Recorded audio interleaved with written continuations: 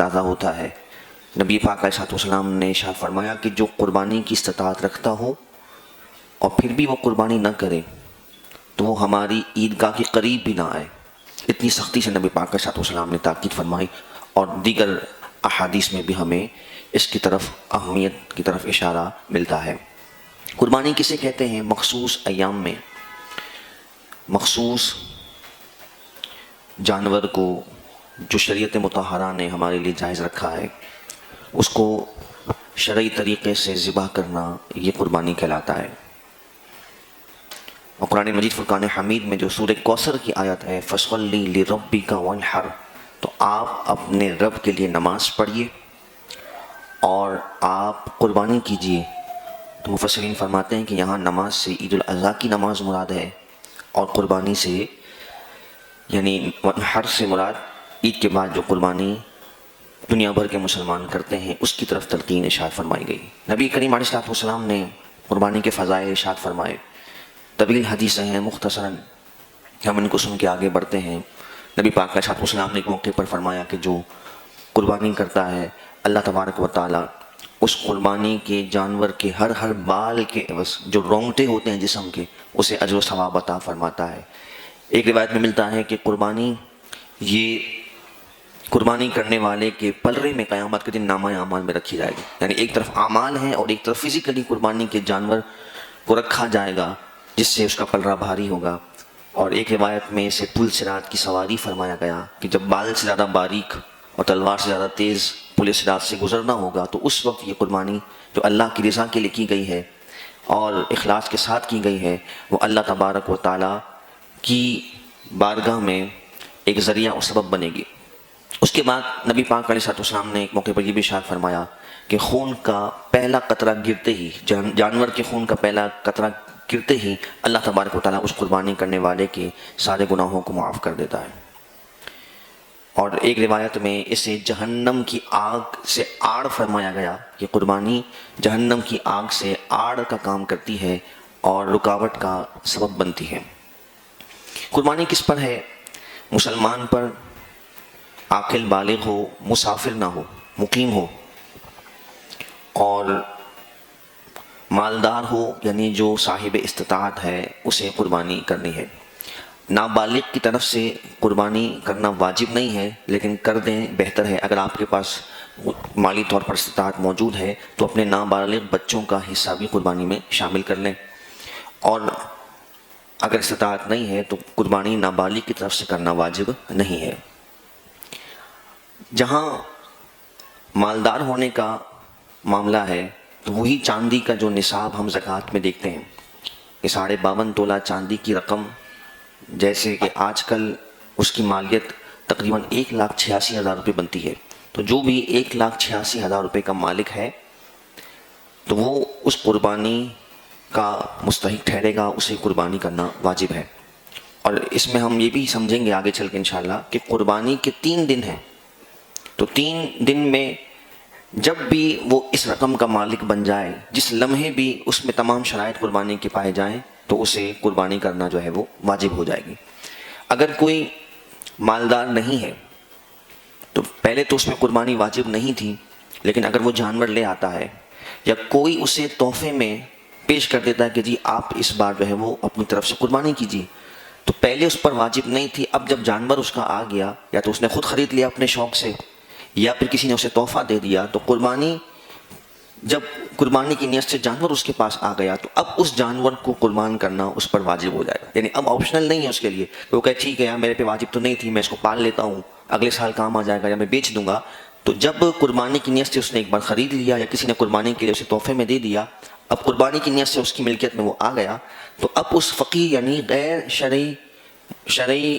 نصاب رکھنے والے کے لیے بھی اب جو ہے وہ قربانی کرنا واجب ہو جائے گی۔ یہ ضروری مسئلہ ہے ایسے شخص کے لیے کہ جو مالک نصاب نہیں تھا اور اس کے پاس قربانی کا جانور آ گیا۔ اگر کوئی شخص مقروض ہے یعنی مال اس کے پاس اتنا ہے کہ اس پر قربانی واجب ہوتی ہے، مالک کے نصاب وہ ہے لیکن فی الوقت رقم نہیں ہے، تو اسے قرضہ لے کر بھی قربانی کرنی ہوگی۔ اس طرح کسی پہ قرضہ ہے، مثال کے طور پہ کسی نے مالک نصاب تو ہے لیکن کسی سے قرضہ لیا ہوا ہے، تو وہی جو زکوٰۃ میں ہم حساب لگاتے ہیں کہ قرض مائنس کرنے کے بعد دیکھیں گے کہ اگر اتنی رقم موجود ہے کہ جو نصاب جتنی بچتی ہے تو ایسا شخص جو ہے وہ قربانی کرے گا، اور اگر قرض مائنس کرنے کے بعد مالک کے نصاب وہ نہیں رہتا تو پھر اس پر قربانی واجب نہیں ہے۔ گھر کے دیگر افراد کی طرف سے ہم اگر قربانی کرتے ہیں جیسا کہ ہمارے یہاں رواج ہے، تو بالغ بچے اور گھر کے دیگر افراد ہے، زوجہ ہے، ماں باپ ہیں، بہن بھائی ہیں، ان کی طرف سے اگر قربانی کرتا ہے تو ان کی نالج میں ہونا ضروری ہے۔ اب نالج میں ہونے کے دو طریقے، ایک تو ہم خود ان کو بتا دیں وضاحت سے کہ ہم اس سال بھی آپ کی طرف سے قربانی کریں، اور یہی بہتر طریقہ ہے، اور دوسری بات یہ ہے کہ ان کے ذہن میں یہ بات ہے، انڈرسٹوڈ بات ہے کہ گھر میں جانور آ رہا ہے اور گھر کے اتنے افراد ہیں، ان کے لیے قربانی ہو رہی ہے، تو اگر انڈرسٹوڈ بھی ہے تب بھی قربانی ہو جائے گی، لیکن اگر ان کو پتہ ہی نہیں چلا اور ان کی جانب سے قربانی کر دی گئی تو ایسی کیس میں، ایسی صورت میں قربانی ان کی طرف سے ادا نہیں ہوگی۔ تو بہتر طریقہ یہی ہے کہ جن کی طرف سے ہم قربانی گھر کے افراد کی طرف سے کر رہے ہیں ان کی نالج میں ہونا چاہیے، ان کو بتا دیں کہ ہم آپ کی جانب سے قربانی کر رہے ہیں۔ تو قربانی کا وقت کیا ہے؟ 3 دن اور 2 راتیں۔ رات میں بھی قربانی ہو سکتی ہے لیکن بہتر نہیں ہے، بعض فقہا نے اس کو مکروہ لکھا ہے، لیکن ظاہر ہے اس زمانے میں روشنی کا انتظام موجود نہیں تھا۔ اب اگر مناسب روشنی کا انتظام ایسا ہے کہ شرعی طور پہ صحیح طریقے سے قربانی ہو سکتی ہے تو پھر اس میں کوئی حرج نہیں ہے، رات میں بھی کر سکتے ہیں، لیکن بہتر یہ ہے کہ دن میں کیا جائے، یعنی جیسے ہی ہم عید کی نماز ادا کر لیں اس وقت سے لے کر، یعنی 10ویں کا دن، 11ویں کی رات، پھر 11ویں کا دن، پھر 12ویں کی رات اور 12ویں کا دن، اس طریقے سے 3 دن قربانی اور 2 راتوں میں قربانی کی جا سکتی ہے۔ اور میں یہ عرض کر چکا، جو اگلی سلائیڈ ہے، اگلا ہمارا مسئلہ ہے کہ شرائط قربانی اگر وقت کے اندر بھی پائے گی تو بھی اسے قربانی کرنی ہوگی، جیسا کہ مثال کے طور پہ کوئی شخص سفر میں تھا اور قربانی سے پہلے وہ سفر میں تھا، مسافر پر قربانی نہیں ہے، لیکن مثال کے طور پر 3ری عید کی شام کو وہ سفر سے اپنے گھر آ جاتا ہے تو اب وہ مسافر نہیں رہا، اب اسے قربانی جو ہے وہ کرنی ہے۔ تو جب ان ایام قربانی میں قربانی کے تمام شرائط اس پر پائے جا رہے ہیں تو ایسے شخص پر قربانی کرنا جو ہے وہ واجب ہو جائے گی۔ مالدار نہیں تھا، ان 3 ایام میں کسی لمحے اس کے پاس رقم آ گئی تو اس پر قربانی کرنا جو ہے وہ واجب ہو جائے گی۔ قربانی کے ایام میں سب سے افضل مالی عبادت یہی ہے کہ قربانی کی جائے، اور واجب بھی یہی ہے۔ ایسا نہیں ہے کہ کوئی کہے کہ میں اس کی طرف سے اتنی ہی رقم جو ہے وہ صدقہ کر دوں، صدقہ و خیرات کر دوں، تو یہ درست نہیں ہے، کیونکہ نبی پاک علیہ السلام کی حدیث مبارکہ ہے، سیدہ عائشہ صدیقہ رضی اللہ تعالیٰ عنہ فرماتی ہیں، ما عمل آدمی من عمل یوم النحر احب الی اللہ من احراق الدم، کہ اس دن قربانی کے جانور کے خون بہانے سے بڑھ کر اللہ کے نزدیک کوئی افضل عبادت نہیں ہے۔ آج کل یہ جو سو کالڈ ایتھسٹ ہیں یا سیکولر لبرل ہیں وہ یہ ذہن دیتے ہیں کہ بھائی اتنے پیسے معاذ اللہ تم اڑا دیتے ہو، اللہ کا حکم ایک طرف اور وہ اپنی عقل لڑا رہے ہیں، وہ کہتے ہیں کہ اتنے پیسے جو ہے وہ تم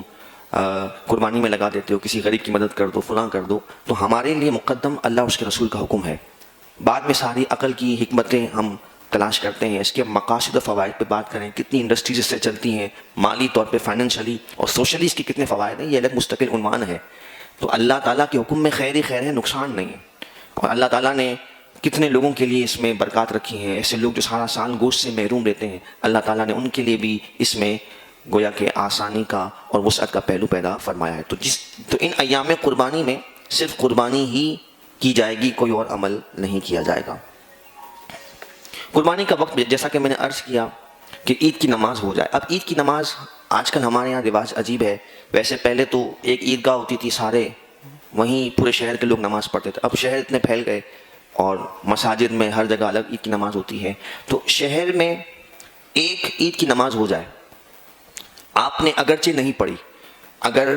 شہر میں ایک عید کی نماز ہو گئی تو آپ اگر قربانی کرتے ہیں تو آپ کی طرف سے قربانی ہو جائے گی۔ یعنی آپ مثال کے طور پہ بعض لوگ پریشان ہوتے ہیں کہ میں نے عید کی نماز نہیں پڑھی تھی، گھر والوں نے پڑھ کے قربانی کر دی تو کیا میری قربانی ہو گئی؟ تو بالکل آپ کی قربانی اس سے ہو جائے گی۔ تو شہر میں ایک عید کی نماز ہو گئی تو اس سے جو ہے وہ نماز، یعنی اس سے قربانی کرنے سے قربانی ادا ہو جائے گی۔ ہاں اگر کہیں بھی عید کی نماز نہیں ہوئی، مثال کے طور پہ ابھی فجر کی نماز ختم ہوئی ہے اور مکروہ وقت بھی ختم نہیں ہوا، کہیں عید کی نماز نہیں ہوئی یا عید کی نماز شروع بھی نہیں ہوئی ہوگی، اور اس سے پہلے اگر جانور کے گلے پر چھری پھیر دی گئی تو اس سے پھر قربانی کسی کی بھی ادا نہیں ہوگی۔ ترتیب یہی ہے، پہلے نماز عید، پھر اس کے بعد قربانی۔ قربانی کے جانور 3 قسم کے ہیں، اونٹ، گائے اور بکری۔ اب اس سے متصل جتنی بھی اس کی کیٹیگریز ہیں، گائے کے اندر بھینس بھی شامل ہے، اس کی قربانی بھی ہو جائے گی، اور بکری کے اندر دمبا، مینڈا، اس کی جتنی بھی کیٹیگریز ہیں جو بکری اور اس کی اجناس کی زمرے میں آتی ہیں، وہ ساری کی ساری جو ہے وہ قربانی کے لیے اللہ کی راہ میں پیش کی جا سکتی ہیں، اور اس میں چاہے نر ہو مادہ ہو، سارے جانور جو ہے وہ پیش کیے جا سکتے ہیں۔ اس طرح خصی جانور کو ذبح کرنا یہ قربانی کے معاملے میں یہ زیادہ مرغوب ہے، بلکہ نبی پاک علیہ السلام کی سنت مبارکہ بھی ہے۔ بعض لوگوں نے یہ بھی ایک غلط فہمی عام کی ہوتی ہے کہ یہ تو عیب ہے کہ جانور کو خصی کر دیا جائے۔ یاد رکھیے گا، جانوروں میں یہ ایک حسن ہے، اس سے جانور کی حسن میں بھی اضافہ ہوتا ہے، ظاہری حسن میں بھی، اس کی گوشت کی لذت میں بھی اضافہ ہوتا ہے، اور قیمت کے اعتبار سے بھی ایسا جانور جو ہے وہ مہنگا ہوتا ہے۔ تو ہر چیز کی اپنی تفصیل ہے، ہر مارکیٹ کے اپنے پیمانے ہیں، اور طبی اعتبار سے سب سے بڑھ کر یہ کہ نبی پاک علیہ السلام نے خصی جانور کی، خصی بکری، دمبے، مینڈے کی قربانی آپ نے فرمائی، تو یہ نہ صرف جائز ہے بلکہ بہتر بھی ہے۔ اگر قربانی کا دن نکل گیا، کسی بھی وجہ سے قربانی وہ نہیں کر سکا، کوئی مجبوری ہو گئی، کوئی حادثہ ہو گیا یا کوئی معاملہ ہو گیا، قربانی نہیں کر سکا، قربانی کے ایام نکل گئے، جانور لے آیا تھا، تو اس جانور کے سارے گوشت کو صدقہ کرنا ہوگا۔ اگر ذبح کر دیا، قربانی کے ایام کے بعد ذبح کیا، تو سارا گوشت صدقہ کرنا ہوگا، اور اگر ذبح بھی نہیں کیا تو پورے کے پورے جانور کو ہی وہ صدقہ کرے گا۔ میں پھر عرض کرتا ہوں اس مسئلے کو کہ قربانی کے ایام میں کسی نے جانور ذبح نہیں کیا تو حکم یہ ہے کہ وہ زندہ جانور ہی صدقہ کر دے پورے کا پورا، اور اگر اس نے ذبح کر دیا، 3 دن گزر جانے کے بعد ذبح کیا، مثال کے طور پہ 12 ذی الحجہ کی مغرب کے بعد اس نے ذبح کیا،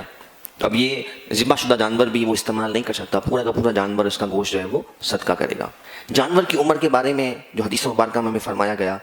کہ اونٹ کی عمر 5 سال ہو، گائے کی عمر 2 سال، بکری کی عمر 1 سال۔ اگر اس سے کم عمر ہو تو قربانی جائز نہیں، اور اگر زیادہ ہو تو یہ افضل ہے، جس میں احتیاط کا پہلو زیادہ ہے۔ اب ہمارے یہاں جو کرائٹیریا ہے عمر جانچنے کا وہ دانت ہے، تو جیسے گائے میں 2 دانت پورے ہوں تو یہ اس بات کی علامت سمجھی جاتی ہے کہ اس کے 2 سال ہو چکے ہیں۔ تو اب بعض بیچنے والے بیپاری حضرات یہ بولتے ہیں کہ جی اس نے دانت نہیں نکالے لیکن 2 سال اس کو ہمارے پاس ہو چکے ہیں، تو ہو سکتا ہے وہ صحیح بول رہا ہو، ایسا ہوتا ہے، پاسبل بھی ہے، لیکن ہم اس کی بات کا اعتبار نہیں کریں گے، کیونکہ یہ خرید و فروخت کا معاملہ ہے، اسے اپنی چیز بیچنی ہے، اور غالب گمان ہے، بلکہ اکثر ایسا ہوتا ہے کہ وہ غلط بیانی سے بھی کام لیتے ہیں، تو ہم کسی کی بات کا اعتبار نہیں کریں گے۔ ہاں اگر ہمارے سامنے کوئی جانور پلا ہے اور ہمیں ڈیفینیٹلی یقینی پتا ہے کہ اس کو 2 سال ہو چکے ہیں اور اب اس نے دانت نہیں بھی نکالے، تو اب ہم پابند نہیں ہیں کہ دانت نکلے ہوں گے تو ہی ہم قربانی کریں گے، وہ جانور جو ہے وہ 2 سال کا ہی کہلائے گا، اس کی قربانی ہو سکتی ہے۔ تو یاد رکھیے گا، دانت کی جو پہچان ہے یہ ہم اپنی آسانی کے لیے رکھتے ہیں، شریعت نے صرف عمر مقرر کی ہے، ہمارے پاس اور کوئی کرائٹیریا نہیں ہے، اور رواج یہی ہے کہ 2 سال جب ہو جائیں تو جانور جو ہے وہ اتنی عمر کا ہو جاتا ہے کہ اس کی عمر 2 سال شمار کی جائے۔ اس کے علاوہ اگر ہمارے پاس کوئی یقینی ذریعہ ہے، ہمیں پتہ ہے، اس کی بات کا ہم اعتبار نہیں کریں گے، یقینی طور پر ہمیں پتہ ہے ہمارے سامنے وہ جانور پلا ہے اور ہمیں پتہ ہے کہ 2 سال ہو چکے ہیں، تو اسے قربان کرنے میں حرج نہیں ہے، قربانی اس سے ہو جائے گی اگرچہ اس کا ایک بھی دانت نہ ہو۔ یہ مسئلہ ذہن نشین رکھا جائے۔ اس میں ایک بات یہ بھی ذہن نشین رکھی جائے کہ بعض علماء یہ فرماتے ہیں کہ بہتر یہ ہے کہ زیادہ دانتوں والا جانور لیا جائے۔ ہمارے یہاں رواج نہیں ہے، وہ سمجھتے ہیں کہ یہ بڑا دانت کا جانور جو ہے اس کا گوشت نہیں گلتا ہے، تو پورا سال نہ جانے ہم کیسا گوشت کھاتے ہیں، ہمیں تو کچھ نہیں پتا کتنے دانت کا وہ جانور ہوتا ہے، لیکن قربانی کے معاملے میں ہم بہت زیادہ محتاط ہو جاتے ہیں کہ 2 دانت والا ہی چاہیے،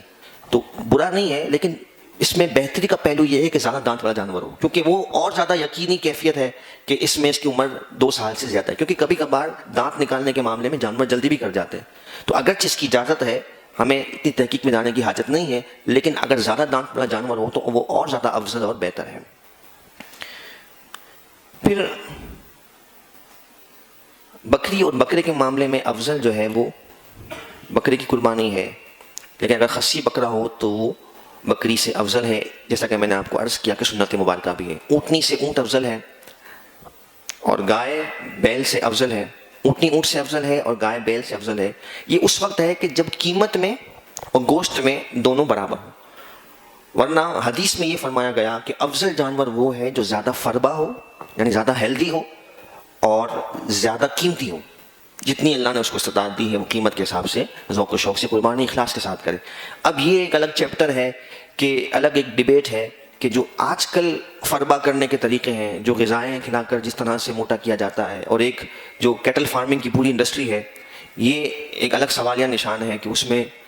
بعض اوقات جو ہے وہ حد سے تجاوز بھی کر دیا جاتا ہے، اور وہ چیزیں کہ جو اس کی غذا کی نہیں ہیں وہ بھی زبردستی اس کو کھلا کر اس کو صحت مند کر کے اس کو مہنگا فروخت کیا جاتا ہے. تو ایک جو اس کی نیچرل ہیلتھ ہے، اس میں جو ہیلتھی جانور ہو یہی زیادہ مرغوب ہے، اسی میں زیادہ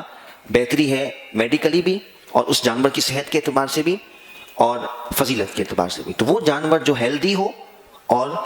قیمتی ہو وہ افضل ہے. یہ حدیث میں نبی پاک علیہ السلام نے فرمایا. لیکن یاد رکھیے گا کہ زیادہ اس میں دخل اخلاص کا ہے. اگر کسی کی استطاعت کم ہے اور وہ کوئی معمولی جانور بھی لیتا ہے، جسے لوگ اتنی اہمیت اور بڑی نمایاں طور پر اسے نہ دیکھیں، لیکن اللہ کی بارگاہ میں اگر وہ مقبول ہو گیا تو بالکل کمزور جانور بھی ہے لیکن اخلاص کے ساتھ اس نے اپنی محنت سے حلال کمائی سے اس کو حاصل کیا ہے، تو یہ اللہ کی بارگاہ میں مقبول ہے. جیسا کہ قرآن نے ارشاد فرمایا لَن يَنَالَ اللَّهَ لُحُومُهَا وَلَا دِمَاؤُهَا وَلَٰكِن يَنَالُهُ التَّقْوَىٰ مِنكُمْ. اللہ کو نہ ان کا گوشت پہنچتا ہے نہ ان کا خون پہنچتا ہے، اللہ کو تو تقویٰ پہنچتا ہے. اللہ کی بارگاہ میں تو اخلاص دیکھا جاتا ہے. پھر ایک اہم ترین مسئلہ کہ ہر شخص کی قربانی جو ہے وہ علیحدہ علیحدہ ہوگی. آج بھی ایسے علاقے ہیں، خاص طور پر دیہاتی علاقوں میں یہ باقاعدہ رواج ہے کہ پورے خاندان کی طرف سے ایک بکرا ذبح کر دیا گیا. تو یہ غلط فہمی ہے. جو مالک نصاب گھر کا فرد ہے اس کی علیحدہ علیحدہ قربانی ہوگی. ہر ایک کو جس طرح ہم زکوٰۃ میں الگ ایگزامن کرتے ہیں، یہاں پر بھی الگ سے اس کو دیکھا جائے گا. ہر فرد جو مالک نصاب ہے اس کی طرف سے علیحدہ علیحدہ سے قربانی کی جائے گی. پھر حدیث مبارکہ میں قربانی کے عیب کی تفصیل بیان کی گئی کہ عیب دار قربانی کا جانور نہ ہو. اس میں یہ ہے کہ اگر تھوڑا سا کوئی عیب ہے تو ایسے جانور کی قربانی مکروہ ہوگی، اور اگر زیادہ عیب ہے تو قربانی ہوگی ہی نہیں. جس جانور کے پیدائشی سینگ نہیں ہے اس کی قربانی جائز ہے. سینگ اگر تھے اور ٹوٹ گئے تو اگر اوپر سے خالی ٹوٹے ہیں تو حرج نہیں ہے، لیکن اگر جڑ سے ہی اکھڑ گئے کہ کھال نظر آ رہی ہے تو اس میں بھی قربانی نہیں ہوگی. آج کل جو ہے وہ فیشن یہ ہے کہ جانوروں کے سینگ کاٹ دیے جاتے ہیں. تو وہ سینگ ٹوٹنا نہیں ہے، وہ اکھڑنا نہیں. اگر جڑ سے سینگ اکھڑ جائے تو وہ قربانی کے لیے جائز نہیں ہے. لیکن آج کل جو رواج ہے جانور کی خوبصورتی کے لیے اس کے سینگوں کو تراش دیا جاتا ہے، تو بڑی خوبصورتی سے اور بڑی مہارت سے اس کو تراشتے ہیں، اور اس میں جانور کے لیے تکلیف کا پہلو بھی نہیں ہے. میں نے چند ایک افراد سے معلوم بھی کیا تو انہوں نے کہا کہ یہ ایسے ہی ہے جس طرح ہم ناخن کاٹتے ہیں، بال تراشتے ہیں، تو اس میں جانور کے لیے کوئی تکلیف بھی نہیں ہے. ہاں وہ ایک فطری طور پہ بدکتا ضرور ہے جب وہ اس پروسیس سے گزرتا ہے، لیکن اس کو کوئی فزیکلی تکلیف نہیں ہے یہ سینگ تراشنے میں. تو اگر ایسی کوئی کیفیت ہے خوبصورتی کے لیے سینگوں کو تراشا گیا ہے، اکھاڑا نہیں گیا، تو ایسی صورت میں قربانی جو ہے وہ ہو جائے گی. بلکہ ایسے خوبصورت جانور کی رقم بھی زیادہ ہوتی ہے. تو حدیث مبارکہ میں 4 عیب نبی پاک علیہ السلام نے بیان فرمائے کہ کانا ہو، یعنی ایک آنکھ اس کی صحیح نہ ہو، یا آنکھ میں کمزوری ہو، کم نظر آتا ہو، تو یہ جانور کی حیت سے سمجھ پڑ جاتا ہے. اس کی آنکھ اگر خراب ہے تو وہ عیب ایسا ہے جس میں قربانی جائز نہیں ہے. ایسی بیماری ہو کہ بیماری بالکل ظاہر ہو اور جسم بالکل لاغر ہو چکا ہو اور کمزور ہو کر اس کی کھال اور ہڈیاں بالکل نمایاں ہوں، تو ایسے جانور کی قربانی نہیں ہوگی. اور اسی طرح لنگڑا جانور ہے، لنگڑے جانور کی تشریح بیان کی گئی ہے کہ جو خود چل کر ذبح خانے تک بھی نہ جا سکے، جہاں اس کو ذبح کیا جانا ہے وہاں تک بھی نہ چل سکے، تو ایسے لنگڑے جانور کی قربانی بھی نہیں ہوگی. ایسا جانور جو کبھی پاؤں اٹھاتا ہے کبھی زمین پہ رکھ دیتا ہے، تو اس میں یہ اگرچہ عیب ہے لیکن قربانی ہو جائے گی. تو کم عیب ہو تو قربانی مکروہ ہے،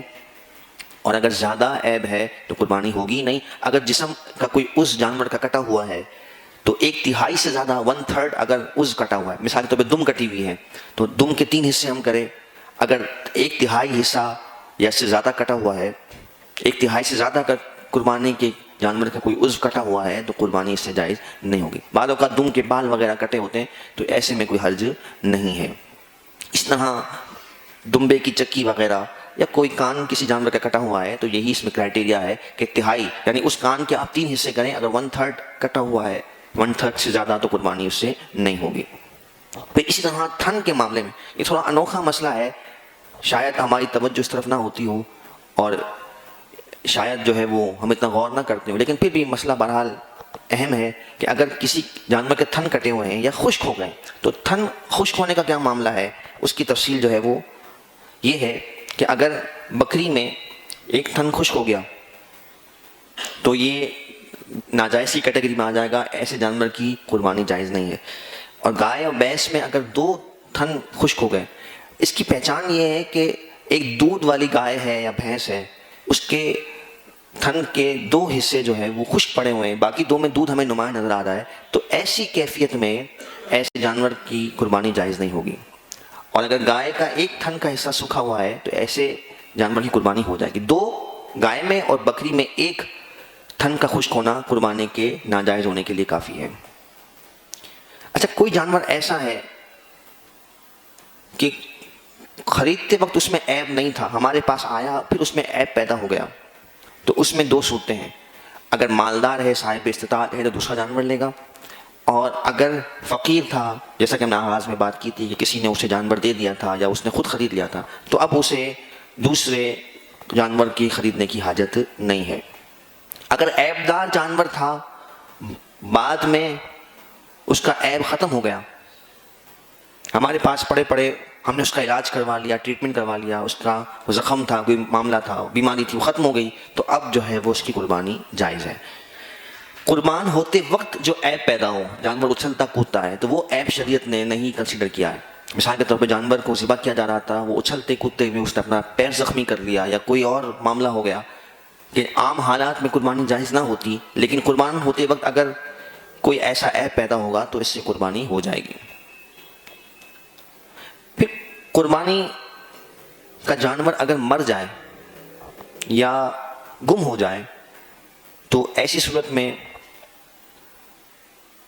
یہ حکم ہے کہ جو مالدار شخص ہے وہ دوبارہ خریدے گا، فقیر دوبارہ نہیں خریدے گا۔ لیکن اس میں اور دلچسپ مسئلہ ہے کہ اگر کسی فقیر شرعی نے دوبارہ مال خرچ کر کے نیا جانور لے لیا اور پرانا جانور مل گیا،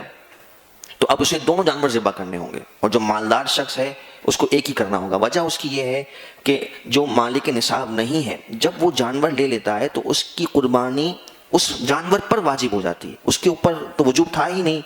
اب اس کا جو واجب ہونا ہے وہ اس جانور سے متعلق ہے، جانور پر منحصر ہے۔ تو مالدار شخص کی قربانی اس پر خود پر واجب ہے۔ اب اس نے پہلے جانور خریدا،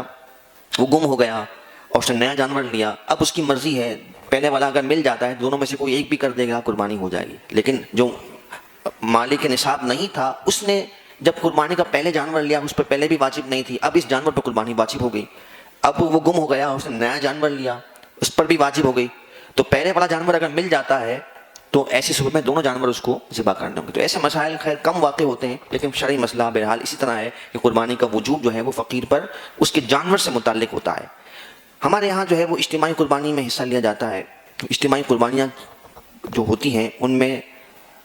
مشورہ یہی ہے کہ جو بہت زیادہ شرعی احکامات کے احتیاط کرنے والے ہوں ان کو آپ قربانی کے لیے اجتماعی قربانی پیش کریں، ان کے ساتھ حصہ ملائیں۔ جو عام طور پہ ویلفیئرز ہوتے ہیں یا جو دنیاوی طور پہ جو ادارے کر رہے ہوتے ہیں، تو ان میں بعض اوقات بہت زیادہ شرعی مسائل کو اگنور کیا جا رہا ہوتا ہے۔ تو میں آپ کی چھوٹی سی جھلک دیتا ہوں ایک مسئلے کی،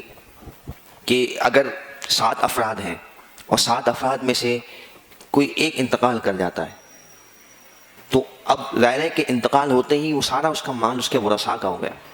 تو اگر اس کے ورثاء نے اس قربانی کو جائز رکھا، اس سے وہ ایگری رہے،